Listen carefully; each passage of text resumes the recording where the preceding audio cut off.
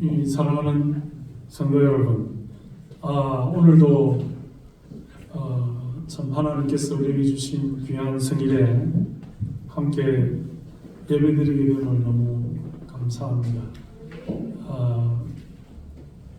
우리와 함께 예배를 드렸던 우리 장용범 집사님이 그제 건강이 급격히 악화가 되셔서 탑병원 응급실로 가셔가지고 중환자실에 지금 계시는데 의식이 아마 별로 없는 것 같습니다. 그래서 우리 그 부인 되시는 권사님도 사실은 건강이 좋지 않는데 또 우리 장서봉 집사님이 따님이시고 이렇게 계시는데 함께 예배드리지 못하고 지금 병원에서 기도를 요청하고 있습니다. 혹시 여러분들이 이 시간에 한 1분 정도 마음을 같이 해서 합심해서 우리가 기도할 수 있다면 합심해서 기도했으면 좋겠습니다. 정성으로 우리 장용범 집사님을 위해서 기도하시겠습니다. 하나님 아버지 감사합니다. 이 시간에도 우리의 부족한 약한 모든 하나님께서 불쌍히 여기시고 사랑하는 우리 장용범 집사님을 위해서 기도하오니 하나님이 함께 하시며 은혜를 베풀어 주시고 능력을 더하여 주셨으나 저희의 하나님 앞에 아버지 하나님 받은 놀라운 능력을 회복될 수 있도록 하나님께서 만져주시고 말씀하시고 위로하시고 살펴주시고 아버지 하나님께서 참을 주장하시며 우리는 할 수 없으나 하나님 하실 수 있는 줄 확신하오니 그 모든 가족들의 기도와 아버지 하나님 종을 하나님께서 상기해 주시고 하나님 우리와 함께 다시 예배할 수 있는 자리로 하나님 더하여 주시고 능력을 더하여 주시고 하나님 역사하여 주시고 하나님 연습하여 주시고 도와주옵소서. 하나님 아버지 우리와 함께 예배하던 우리 장용범 집사님 하나님 건강이 급격히 악화되어서 병원에 있습니다. 하나님께서 그 모든 형편과 처지를 아시고 종을 불쌍히 여기시고 능력의 손으로 만져주셔서 치유되고 회복될 수 있도록 주여 도와주시옵소서. 하나님 아버지 우리가 합심하여 간절히 기도하오니 하나님 능력의 손으로 치유하여 주시며 하나님 아버지 하나님께서 사의 손길과 치료하는 약물과 모든 경과와 치료의 과정 위에 간섭하시고 하나님 아버지 간절히 소원하옵기는 그가 아버지 하나님이시여 또 명예의 집사의 피택을 받고 이렇게 우리와 함께 아버지 하나님 그 순서들을 기다리고 있는데 하나님께서 함께 하시고 불쌍히 여기시고 은혜를 베풀어 주셔서 회복되어 다시 하나님의 교회에 출석할 수 있도록 능력의 손으로 하나님의 은혜를 베풀어 주시옵소서. 오늘 아버지 하나님 우리 모든 하나님들 위해 하나님 함께 하시고 하나님께서 역사하여 주시며 영적안에 강건하도록 지켜주시고 명마가 떠나가도록 하나님 말씀해 주시기를 간절히 소원하옵고 예수님의 이름으로 감사하며 기도드리옵나이다. 아멘.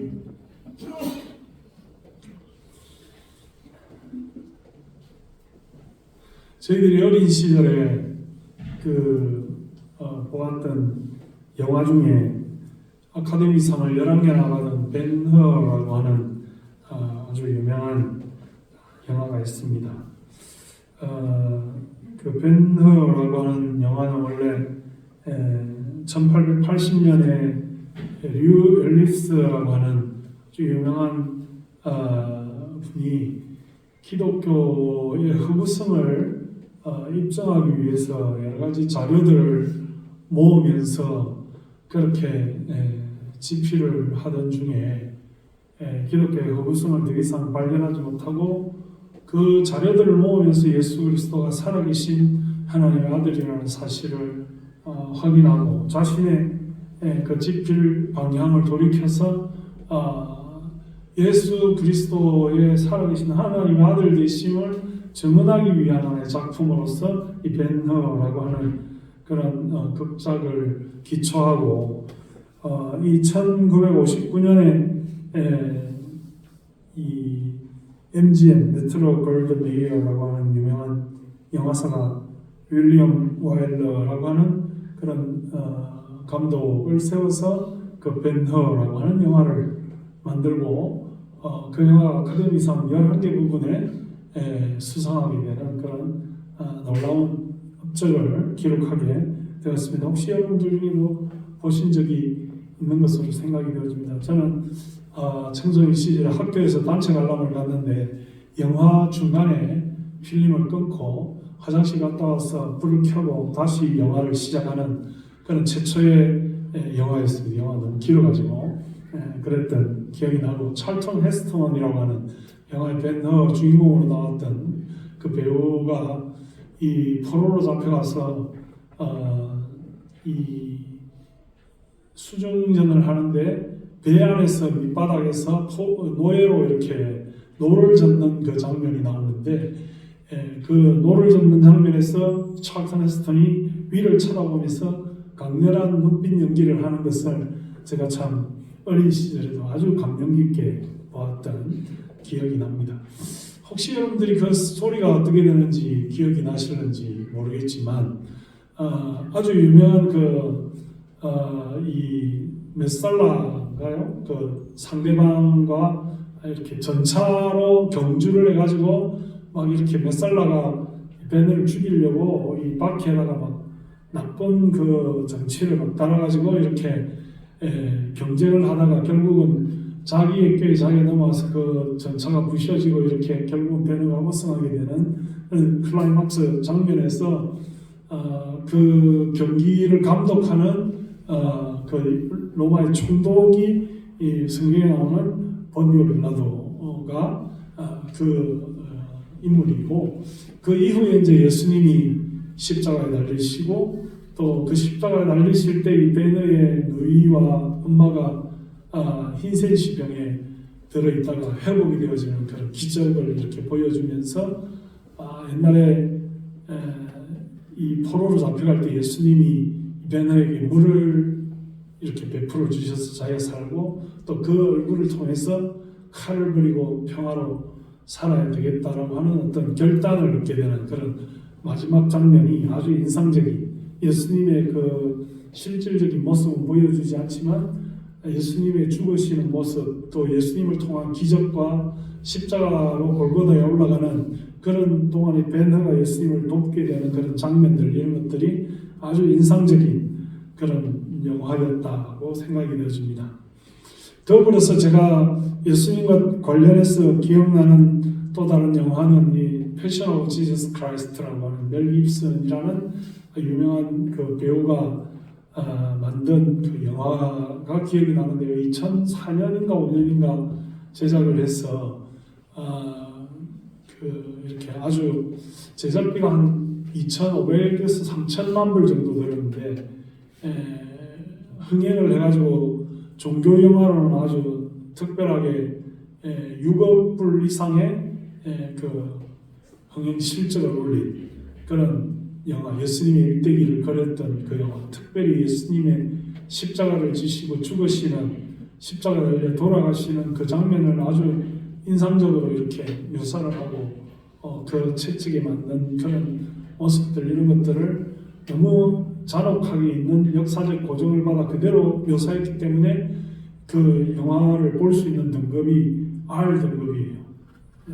미성년자는 볼 수 없는 그런 등급을 받았는데, 제가 미국에서 유학하던 시절에 이 멜 깁슨이 제가 있던 그 신학교 간증을 와가지고 자기가 그 학교 전체 졸업식의 연사로 자기가 왜 그 영화를 만들게 되었는지에 대한, 멜 깁슨이 원래는 호주 출신의 배우인데 우리가 잘 아는 뭐 매드맥스 또 뭐 전성기의 참새 이런 아주 영화를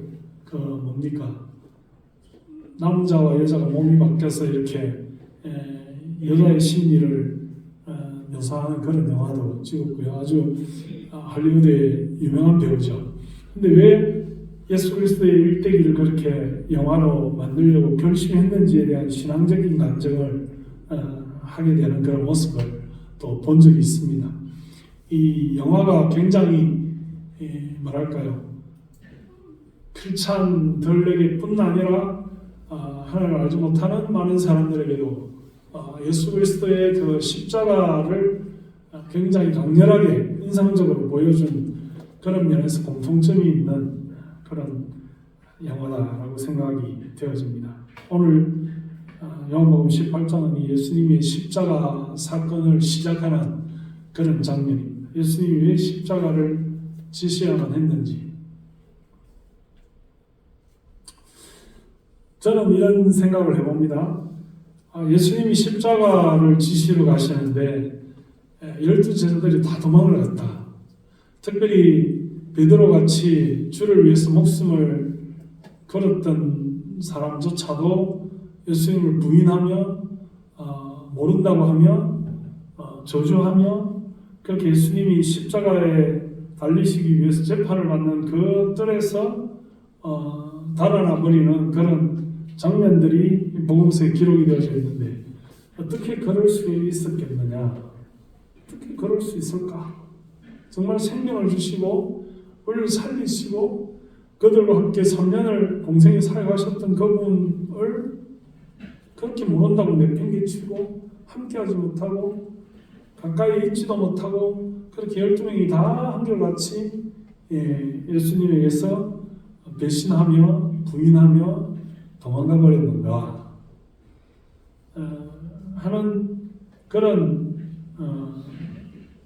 의문. 어떻게 보면 여러분들도 참 제자들이 한심하다. 혹시 여러분들이 그 12제자 가운데 한 사람이었더라면 과연 여러분들은 예수님의 곁에 있었겠느냐, 그런 생각을 하면서 오늘 이 말씀을 생각해 봅니다. 본문에 보니까 18장 3절에 유다가 군대와 대제사장들과 바리새인들에게서 얻은 아랫사람들을 데리고 등과 횃불과 무기를 가지고 그리로 왔다 이랬습니다. 예수님이 요한복음에는 겟세마네 동산에서 자세히 기도하는 장면을 묘사하고 있지 않습니다. 다른 복음서에 보면 예수님이 제자들과 함께 기도하기 위해서 겟세마네 동산을 갔고, 요한복음 17장을 통해서 예수님이 무슨 기도를 십자가를 앞두고 하셨는지 우리를 보여주시는 것 같아요. 근데 그 십자가라고 하는 중대한 사명을 앞두고 함께 기도하자고 예수님이 제자들에게 요청하시면서 특별히 베드로, 요한, 야고보 같이 이런 세 명의 제자는 따로 선별해서 예수님이 돌 던질 정도의 거리에서 너희들이 나를 위해 이 밤이 새도록 함께 기도하자라고 요청을 하셨어요. 인간적으로 볼 때는 얼마나 힘들고 괴롭고 고통스러운 그런 과정이었느냐 하는 생각을 해보고, 그렇게 예수님도 육신을 가지고 계셨기에 그 제자들에게 함께 기도하자 하셨을 거라고 보여집니다. 그런데 제자들은 잠자고 제자들은 깨어서 기도하지 못했어요. 예수님이 땀이 흘러서 피가 되기까지 간절히 기도하였음에도 제자들은 함께 예수님과 보조를 맞추어서 기도하지 못했다라고 하는 기록들이 다른 공간복음에 나와 있습니다. 근데 유다가 군대와 대제사장들과 바리새인들에게서 얻은 아랫사람들을 데리고 등과 횃불과 무기, 다른 복음서에 보면 금과 몽치를 들고 왔다 이렇게 표현을 하고 있어요. 근데 등과 횃불을 들고 왔다 하는 것은 이 깜깜한 밤중에 굉장히 공포스러운 일입니다. 지금은 뭐 전등이 있고 플래시가 있고 뭐 차 라이트 불빛도 있고 이렇지만 옛날에는 그런 인위적인 불빛이 전혀 없잖아요. 그런데 횃불과 등을 가지고 왔다. 그런 것은 굉장히 사람들로 하여금 공포감을 주는 그런 등장이고, 또 군대와 대제사장들과 바리새인은 절대로 하나의 조합이 될 수 없는 관계들이에요.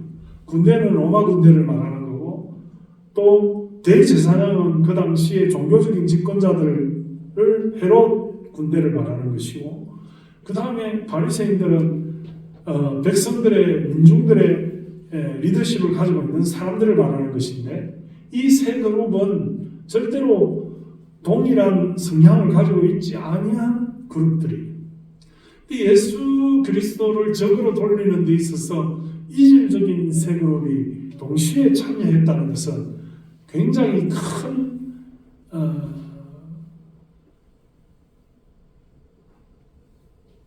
하나님을 저항하고 반대하고 예수 그리스도를 위협하는 것에 언제든지 마귀와 사탄들은 동의하고 하나가 될 수 있다는 것을 보여주는 것입니다. 그러니까 그 위세가 엄청났을 것이라고 보여집니다. 뭐 그 당시에 로마 군대만 하더라도 엄청나지 않겠어요? 칼과 창으로 무장하고 또 이렇게 그 군인의 그 방패와 이런 어떤 군복과 이런 것들로 무장을 한 군대만 해도 엄청난 위력을 가지고 있는데 거기에다가 대제사장들 휘하에 있는 사병들과 또 바리새인들과 이런 수많은 사람들이 동시에 검과 몽치와 횃불과 등을 들고 이렇게 위협하듯이 왔다는 것은 제가 지금 말씀드리려고 하는 것은 제자들이 기겁을 하고 달아날 수밖에 없는 상황이었다는 것을 말씀드립니다. 그래서 예수님을 체포해가고 또 그래서 그날 밤에 가야바의 집으로 안나스 대제사장의 집으로 빌라도의 법정으로 예수님을 이리저리 잠도 안 재우고 밤새도록 새벽 이렇게 끌고 다니면서 결국은 사형언도를 받아내고 그리고 계속해서 일사천리로 진행되어서 명절 토요일을 앞두고 금요일날 저녁에 예수님을 낮에 골고다로 끌고 가고 십자가에 지우고 십자가에 매달고 못으로 치고 창으로 찌르고 하는 그것이 순식간에 일어났던 일이기 때문에 제자들은 혼비백산에서 도망갈 수밖에 없었을 것이다. 여러분들이 관심을 가지고 벤허라고 하는 그 예수님이 십자가에 달리시는 그런 장면들을 묘사한 모습이나 또는 패션 오브 지저스 크라이스트라고 하는 그 영화에서 드러나 있는 예수님의 마지막 장면을 보면 하늘이 어두워지고 성경에 있는 대로 천둥 번개가 치면서 그냥 찢어지면서 무덤이 막 벌어지면서 예수님이 엘리 라마 사막단이라고 부르짖으면서 십자가에서 3명, 2명의 강도들과 함께 3개의 십자가가 올라가는 그 골고다의 끔찍한 모습들은 도저히 제자들이 나도 저렇게 이제 죽어야 되나? 예수님을 따랐던 제자들이기에 나도 체포가 될 것이냐? 오늘 베드로가 이랬던 것처럼 예수님을 부인하며 달아나며 호미백산하고 그렇게 했던 것처럼 예수님의 곁에 제자들은 도저히 예수님을 지켜내기도 어렵고 함께하기도 힘들며 지구멍이 있으면 정말 숨어버리고 싶고 달아나버리고 싶고 자기 목숨을 보존하는 일을 급급해야만 했던 그런 제자들이 아니었겠느냐. 누가 비난할 수 있겠느냐. 그런 장면 속에서, 그런 상황 속에서 그렇게 급작스럽고 정말 놀랍게 무시무시하게 전개되어지고 있는 군대가 동원되고 사병이 동원되고 제사장의 부하들이 동원되면서 그렇게 꼼짝할 나위 없이 예수님에게 그렇게 압박하는 상황 속에서 성경 다른 부분에 보면 호리부를 덮고 있던 제자 하나는 벌거벗은 몸으로 도망쳐야만 했던 그런 상황들이 충분히 예견되어질 수 있는 그런 장면이 아니겠느냐.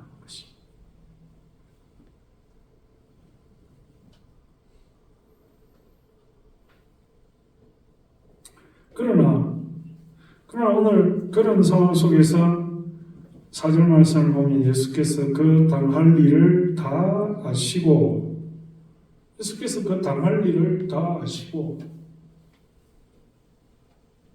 우리가 이 세상을 살면서 제가 지난주에 우리 요한복음 17장 예수님의 기도를 설교하면서 기도가 참 중요하다. 기도를 정한 시간에 하는 것, 또 기도를 정한 장소에서 하는 것. 예수님이 겟세마네 동산에서 항상 기도했기 때문에 예수님이 제자들과 함께 유월절을 앞두고 겟세마네에서 기도할 것이라는 것을 알았기 때문에 가룟 유다가 군대를 데리고 예수님과 다른 약속이 없이 스케줄도 모르지만 이 시간쯤에 게셋마네로 가면 예수님 만날 수 있을 것이다라고 얘기를 하고 게셋마네로 간 거 아니겠어요? 예수님이 정한 시간에 정한 장소에서 기도하는 습관을 가지셨기 때문에 예수님 체포하기 위해서 검과 뭉치를 가지고 횃불과 등을 가지고 게셋마네 동산으로 간 거예요. 근데 기도하였던 예수님은 이 모든 일들을 되어질 일들을 다 아셨다는 것이. 우리가 이 세상을 살면서 우리에게 어렵고 끔찍한 일들이 닥칠 수 있습니다. 예견치 못했던 그런 상황들이 벌어질 수도 있어요. 그러나 하나님 앞에 기도한다면 우리가 그런 일들에 대해서 다 알 수 있다는 거죠. 오늘 예수님이 그러했던 것처럼 예수께서 그 당할 일을 다 아시고 그리고 당황하지 않고 놀라지 않고 무서워서 달아나거나 회피하거나 그런 일들이 있을 때 끔찍한 그런 상황 속에서 두려워 떨거나 그렇게 할 수 있었을 것인데 그러나 예수님은 그 모든 일들을 다 아시고 침착하게 예수님은 오히려 담담하게 너희가 누구를 찾느냐 이렇게 물어보시는 거예요. 대답하되 나사렛 예수라 하거늘 이르시되 내가 그니라 하시니라 했습니다. 제가 이 요한복음을 시작하면서 에고 에이미 이 그리스 말이고 성경이 신약 성경 헬라어로 기록될 때 그 당시의 표현입니다. 에고 에이미 나는 무엇이다 이런 표현을 이 요한복음에 16번 이상 직접적으로 사용하면서 나는 생명의 문이다. 나는 선한 목자다. 나는 생명의 떡이다. 나는 생명의 물이다. 나는 참 포도나무다. 이런 예수님께서 비유로 말씀하실 때에도 예수님께서 가르치실 때에도 나는 무엇이다. I am who I am. 나는 무엇이다. 구약 성경에 하나님의 이름을 이스라엘 백성들을 이끌어간 모세가 바로가 물을 때에 하나님을 뭐라고 하니까 했을 때 하나님이 나는 스스로 있는 하나님이다. 아도나이 하나님이다. 그래서 아도나이가 나는 스스로 있는 사람이다 라는 말의 줄임말이에요. 머리 글자를 봤어. 그랬던 것처럼 예수님도 요한복음에 나는 나 자신으로 존재하는 예수 그리스도다. I am who I am. 나는 무엇이다. 에고 에이미. 오늘 이 본문에도 나는 사람들이 누구를 찾느냐고 물었을 때 예수님이 내가 그다 이렇게 말하는 것은 구약적으로 말하자면 내가 하나님이다. 내가 그 사람이다. 내가 그다. 라고 예수님이 자신을 설명하시는 거예요. 그러니까 권세로 사람들이 죽이려고 덤벼들면서 나사렛 예수가 누구냐라고 물었을 때 예수님은 내가 그다. 에고 에이미. 나는 내가 바로 그 사람이다. 라고 말했을 때 오히려 잡으러 왔던 사람들이 어떻게 하고 있습니까? 예수께서 그들에게 내가 그니라 하실 때 그들이 물러가서 땅에 엎드려졌다. 예수님을 잡으러 오는 사람들이 권세 등등해서 살기 등등해서 예수를 이제 재판에 넘겨서 죽이려고 했던 그 사람들이 내가 바로 너희들이 찾는 그 사람이다 라고 하니까 오히려 그들이 뒤로 물렀으면 나자빠지며 예수님에게 감히 덤벼들지 못하는 그런 모습을 보여주고 있다는 것입니다. 예수님이 다시 말씀하시기를 8절에 보면 예수께서 대답하시니 너희에게 내가 그니라 했으니 나를 찾거든 이 사람들이 가는 것을 용하라. 예수님의 제자들이 예수님의 곁을 물러나서 함께 체포되지 않도록 예수님은 그 제자들을 사랑하시고 그 제자들을 보호하셨다는 것입니다. 그리고 이에 아버지께서 내게 주신 자 중에서 하나도 잃지 아니하였사옵나이다 하신 말씀을 응하게 하려 함이니라. 10절에 보니까 이에 시몬 베드로가 칼을 가졌는데 그것을 빼어 대제사장의 종을 쳐서 오른편 귀를 베어버리니 그 종의 이름은 말고라 이랬습니다. 대제사장의 종의 귀를 베어버렸습니다. 저는 베드로가 대단한 의리의 사나이, 그래도 제자들 중에서 예수님에게 책망을 받았지만 예수님을 지키고 보호하기 위해서 인간적으로는 최선을 다했던, 글쎄요, 성경을 해석할 많은 신학자들이 이런 이야기를 합니다.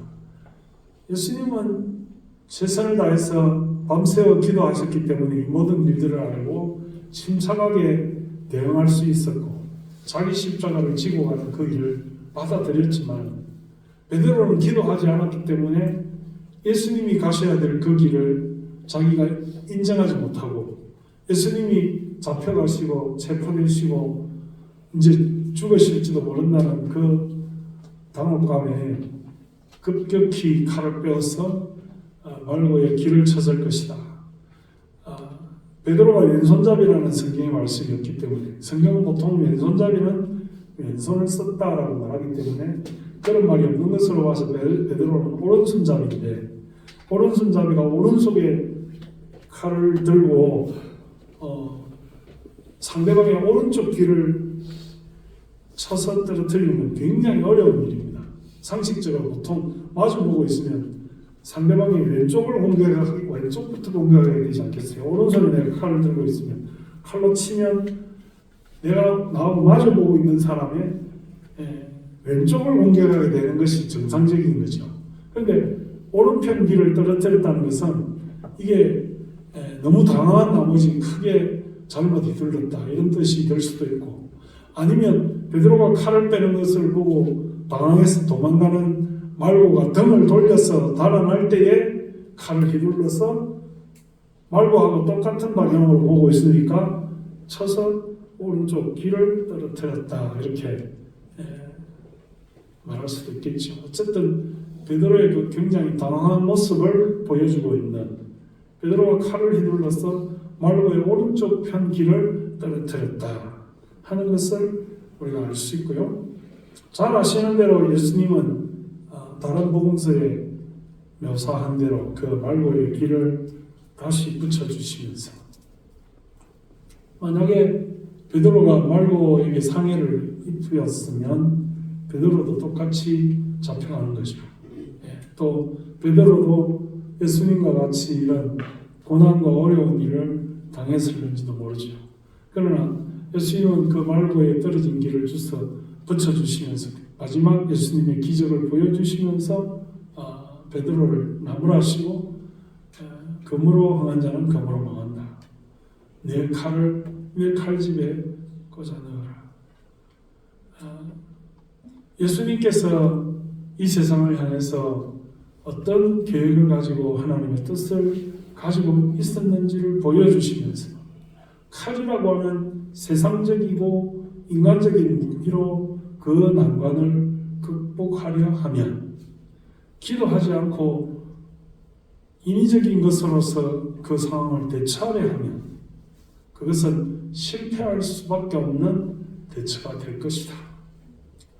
우리도 이 세상에서 단혹스럽고 예측할 수 없는 일들을 만날 때 세상적인 방법으로, 칼이라고 하는 것은 세상적인 방법을 상징하는 무기니까, 또 칼이라고 하는 것은 칼집에 있을 때의 효과가 있는 것이, 칼을 휘둘러서 사용하라고 있는 것이 아니고, 무기는 보유하되 그것을 사용하지 않음으로써 남을 위협할 수 있는, 경각심을 줄 수 있는 그런 의미에서 예수님이 말씀하신 대로 내 칼을 내 집에 넣어라. 칼집에 있는 칼이 효과가 있지. 칼이 칼집을 벗어나서 휘둘러 사람들을 해치게 되면 더 큰 재앙을 불러오게 된다는 것을 우리에게 교훈하는 장면이다라고 하는 것입니다. 제가 여러분들에게 이 말씀을 통해서 하나님 우리에게 주신 마지막 최종적인 교훈은 11절 말씀에 있는 칼을 칼집에 꽂아라 하신 이후에 아버지께서 주신 잔을 내가 마시지 아니하겠느냐 하시니라. 여러분, 우리가 이 세상을 살면서 좋은 일도 있고 즐거운 일도 있고 기쁘고 반갑고 그런 행복한 그런 순간들도 있겠지만, 그러나 때로는 우리가 예견치 않았던 고난의 시간, 역경의 시간, 고통의 순간들을 맞이할 수 있다는 것입니다.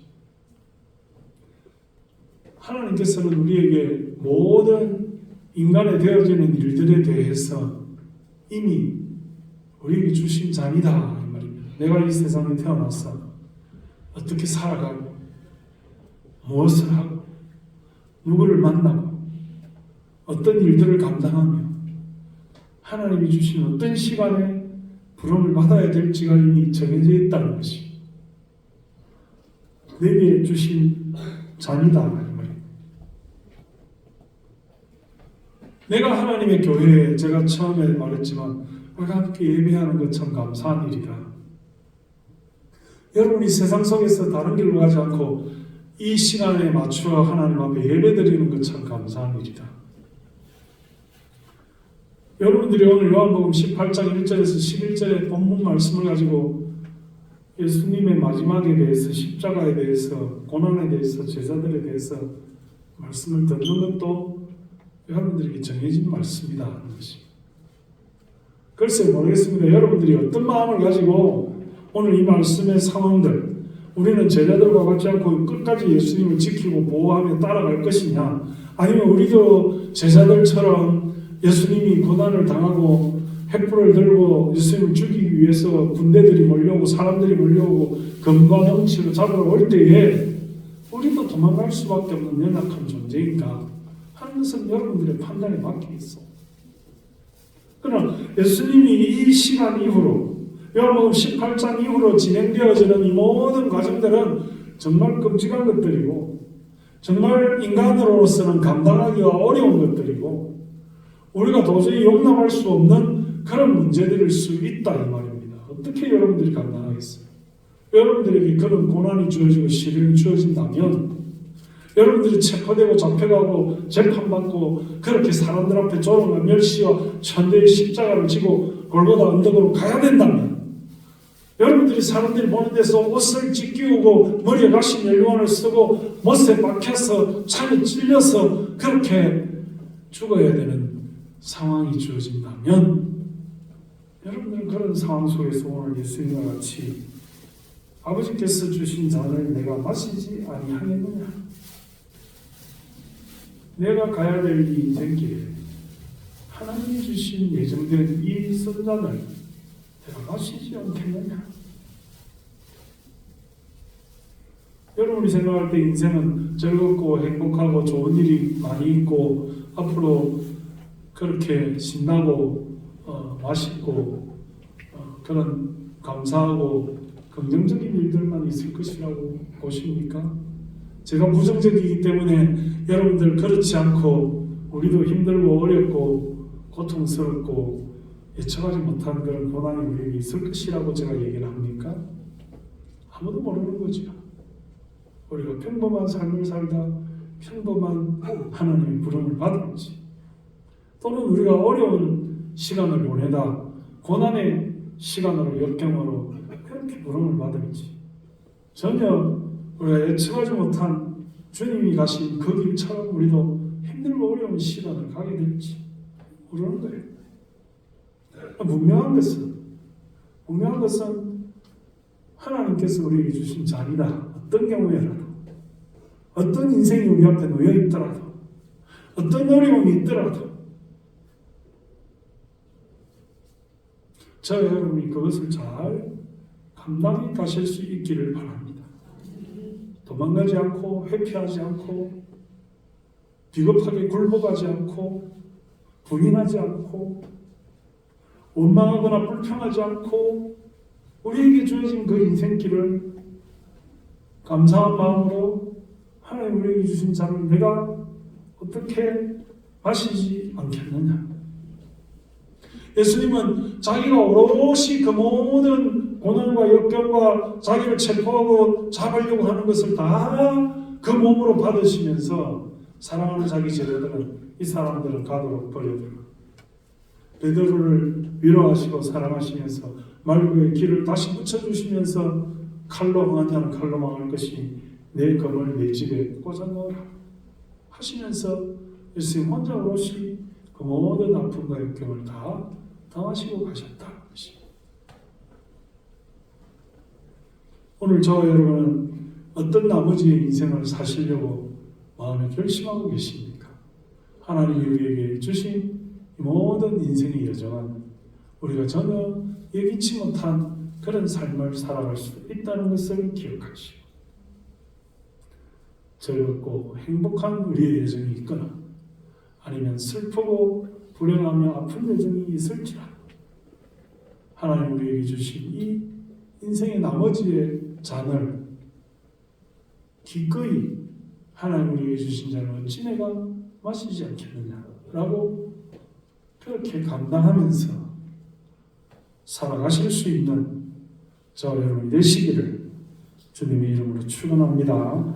하나님 아버지, 오늘도 우리에게 요한복음 18장 말씀을 통하여 십자가를 시작하시는 예수님의 모습을 겟세마네 동산에서 기도하시고 이 모든 일을 하셨던 예수님의 그 일거수일투족을 아버지께서 내게 주신 잔을 내가 어찌 마시지 않을 수 있겠느냐 하시는 그 대목을 우리가 바라봅니다. 발견합니다. 하나님, 우리도 우리의 나머지의 일생을 살면서 도망가고 회피한 제자들처럼 살지 않게 하시고 그 이후에 성령을 받아 주와 같이 그 길을 함께 가며 성령을 통하여 주님의 교회를 위하여 복음을 위하여 기꺼이 자기의 목숨을 희생하고 헌신할 수 있었던 제자들과 같이 우리에게도 새로운 각오와 결심을 허락하여 주옵소서. 하나님 앞에 주님 주신 그 십자가를 하나님 우리에게 주신 그 잔을 받아 마실 수 있는 우리가 되게 하여 주시고 하나님 우리에게 주어진 나머지의 삶을 최선을 다하여 기뻐하며 감사하며 잘 그것을 우리가 외면하거나 회피하지 않고 순응하며 받아들일 수 있는 우리가 되게 하여 주옵소서.